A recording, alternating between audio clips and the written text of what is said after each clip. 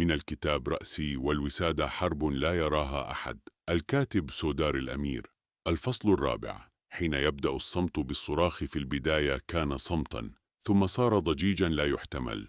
الصمت ليس فراغا كما يظنون. الصمت كائن حي، يتربص، ينتظر اللحظة التي تضع فيها رأسك وتظن أنك بأمان. عندها يبدأ عمله، لا يرفع صوته، لا يلوح، فقط يضغط ببطء حتى تسمع كل شيء.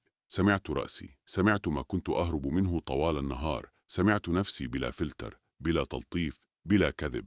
الصمت بدأ أولا كنقطة، ثم تمدد، ثم صار جدارا، ثم صار غرفة كاملة أغلقت علي من الداخل. لا موسيقى، لا أصوات شارع، لا حياة خارج هذا الرأس. فجأة صار الصمت أعلى من أي صراخ سمعته من قبل. ليس صوتا يسمع بالأذن، بل صوتا يطرق من الداخل، يضرب الجدران، يطالب بالانتباه. كل فكرة كانت تهمس، ثم صارت تهمس بصوت أعلى، ثم بدأت تصرخ: أنت متعب، أنت وحدك، أنت خذلت نفسك قبل أن يخذلك الآخرون. لم يكن هناك مكان أهرب إليه، حتى إغماض العينين صار خطأ. الصمت كان ينتظر ذلك، ينقض لحظة أغلقها. الوسادة تحت رأسي لم تتحرك، ثابتة، باردة، كأنها تعرف أن هذا الصراخ ليس جديدا، وأن دوري فقط أن أسمعه. أحسست بالصمت يضغط على صدري، كأنه يجلس فوقي، كأنه يقول: انظر إلي الآن، لا مهرب. حتى أنفاسي صارت مسموعة أكثر مما يجب، شهيق طويل، زفير أثقل، كل نفس كأنه اعتراف. الصمت لا يسأل، لا يرحم، لا يقول: هل أنت مستعد؟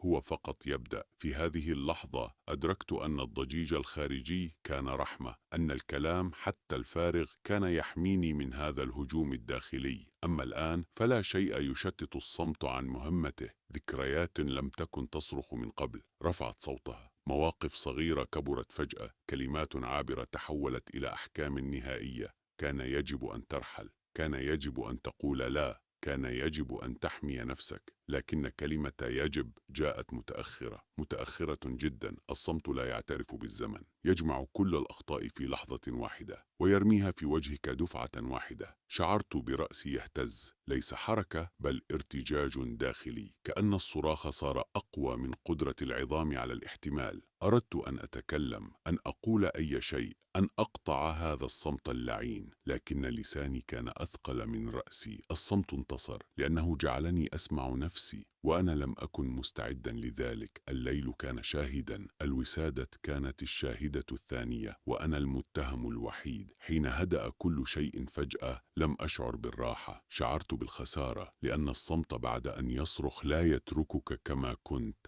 يترك فيك فراغا أشد قسوة من الضجيج، فراغا يقول: هذا صوتك الحقيقي.